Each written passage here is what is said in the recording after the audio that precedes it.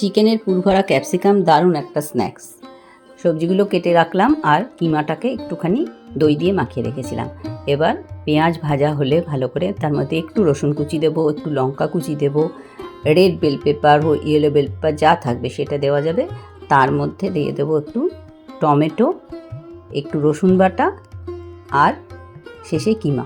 ব্যাস, কিমা থেকে জল শুকিয়ে একদম ঝরঝরে হয়ে এলে ওর মধ্যে দিয়ে দেবো একটু গরম মশলার গুঁড়ো আর অরিগানো, না থাকলে না দিলেও হবে।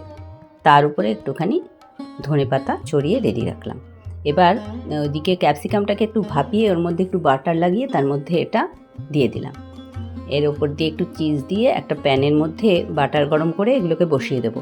ঢাকা দিয়ে প্রায় 10 মিনিটের কাছে রাখতে হবে, তাহলে রেডি পুরো ভরা ক্যাপসিকাম।